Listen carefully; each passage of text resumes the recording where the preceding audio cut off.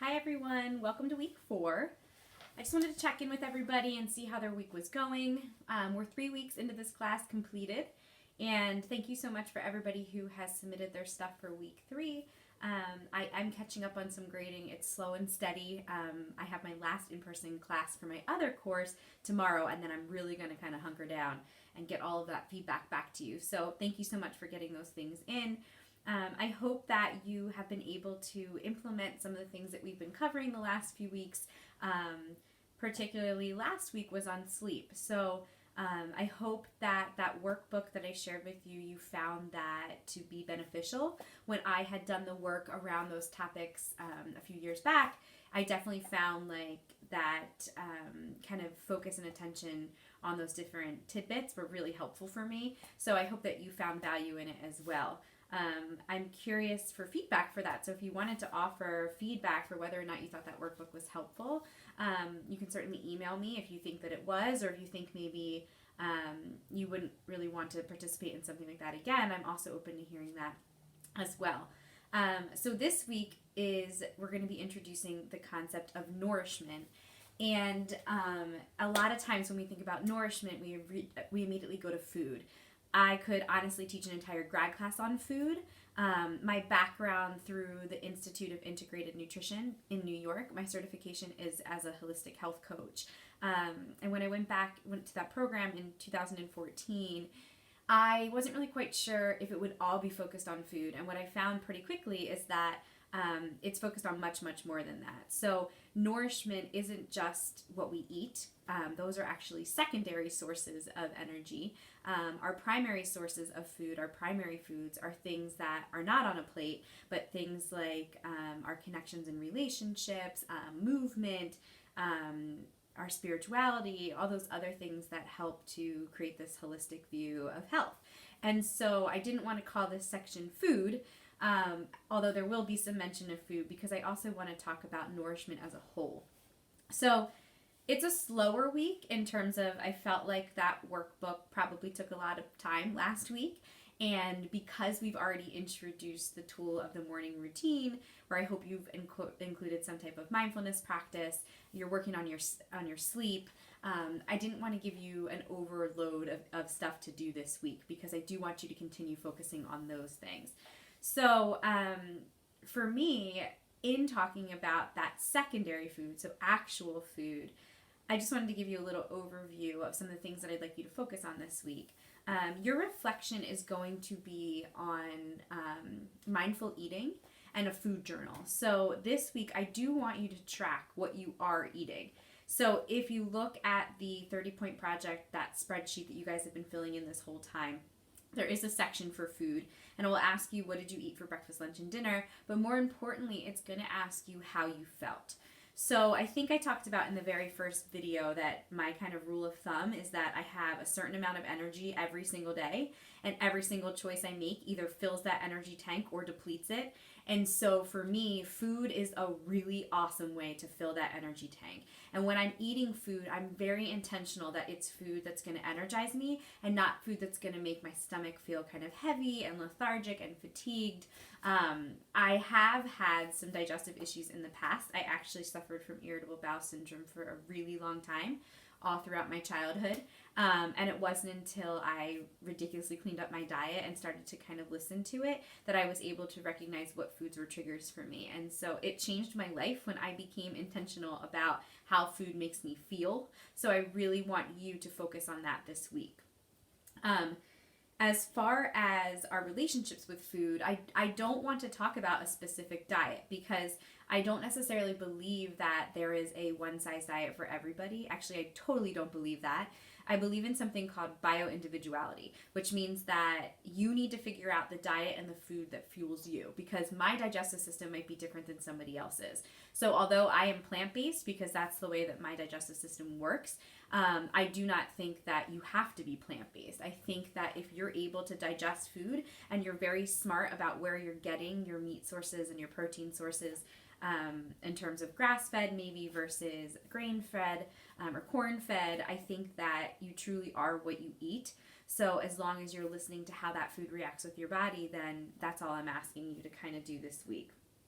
So that intuitive eating piece is really just getting used to looking at food and flipping your brain to think about it not as like this thing that you're just shoveling in without being mindful of it, but really taking time to notice and pay attention to when you're full. Really giving yourself time to be full, making sure that you're chewing your food, making sure that you're sitting down and it's quiet, or there's music playing, but you're not in front of a screen or the TV, or you're checking your email. Engaging in that connection with other people while you're eating, or just being mindful of the fact that that is the task at hand and you shouldn't be doing anything else. So these are all kinds of things that I just want you to think about this week. And really kind of the point of all of these weekly tools is to just hyper focus in on it for that 7-day period or 8-day period, to just see how that little tweak affects your body or affects how you think about anything that reduces your stress. So I can honestly tell you that when I'm eating clean, or when I'm eating a way that fuels my body, that I feel less stressed and anxious and some of those other symptoms that we see, because I just feel good. The brain cloudy fog, it completely goes away. And that fatigue and tiredness, or just like heaviness, it goes away. So food is fuel, and food is also medicine. So I could honestly talk about food in general all day and how to kind of flip how you think about it. But I decided for this purpose, for this class, to, instead of focusing primarily on what we eat, I wanted to focus a little bit more on the idea of overall nourishment. So in the module this week, the responsibilities that you have, the first is just to watch this video. So I hope that these videos are okay and you're able to get through them. The second thing is there's a TED Talk by someone named Dan Buettner. And probably about 6 years ago, when I was pregnant with my daughter, I listened to a podcast with Dan Buettner, and he actually worked for National Geographic, and he started this program, or this project, where he visited these areas around the country that had the greatest number of centenarians in the world. So these are people who are over 100 years old. And what he found in these 5 specific areas was that there were a lot of things that these people did the same, that you could kind of look at as that is what created this longevity for them. So the places are Okinawa, Japan; Sardinia, Italy; Nicoya, Costa Rica; Icaria, Greece; Loma Linda, California. And the things that he started to notice that these people do are things like moving naturally. So not thinking about movement in terms of, I got to go out and do that, like, HIIT workout and it has to look a certain way or be a certain way. It was very much like they just created movement naturally throughout their day. So having a right outlook or a purpose, having a reason to get up in the morning, feeling connected to other people. They ate wisely. So a lot of them had that 80% rule, where they ate clean and healthy 80% of the time, and then they allowed themselves that 20% time. They had a plant slant, so a lot of them ate a lot of plants, but there definitely were people who ate meats, but they were very choosy about where that meat came from. They connected very well with loved ones. So you're going to see that TED Talk, and they're going to actually talk about a lot of those common threads that help those people have that longevity piece. So when I first listened to it, it really got me to think about lifestyle as a whole, and what did I want every area of my lifestyle to look like in order to foster this sense of well-being? Because I do feel like when we are well, then that stress piece is better and sometimes non-existent. So I just want you to kind of think about that when you're looking at that TED Talk.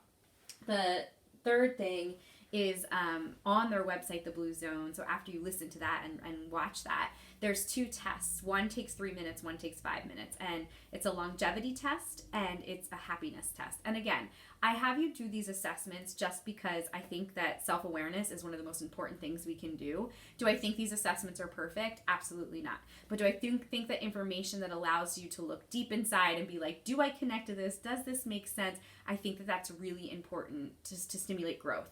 So I'm hoping that through some of these tests, you might be able to find something that can help you to grow and to either optimize from where you are or be able to just recognize yourself in a different way. So that's kind of why I keep doing these little assessments, and they should be short. It shouldn't be anything crazy. I do want to hear your reflection on that. So 1 assignment, but after you take both of those little quizzes, you're just going to write a reflection on takeaways, and it gives you some guidance in that actual module when you click on it. And then the last thing is just your week 4 food journal and mindful eating reflection. So after you implement this for the 8 days or the 7 days, I just want you to reflect on their specific kind of guiding points there. But basically, how do you feel, and were you able to identify any food that didn't give you energy, that didn't make you feel good? The top 5 allergens that most people have are eggs, soy, dairy, gluten, and corn.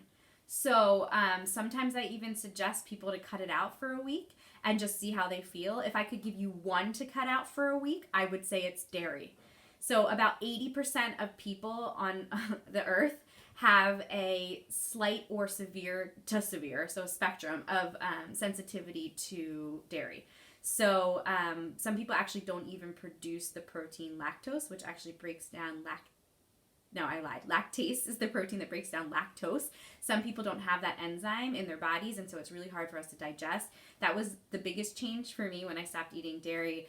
I was able to go off my medication, and I stopped getting migraines, so I had a lot of results from that. I've also had friends who've had skin conditions and things that were going on with their skin. They stopped dairy, and it went away. So even if you don't think that you have a symptom of dairy sensitivity, sometimes just cutting it out, you're actually able to realize that maybe you were a little sensitive to it.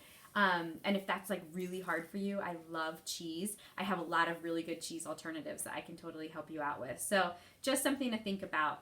And the other piece to the food is maybe being intentional about cooking at home this week. So listen, I get it. I was a teacher. I'm still working full time, and sometimes when you get home, like that idea of what do I have to cook for dinner is a nightmare. For me, one of my biggest changes that I made in the last few years was that I have theme nights.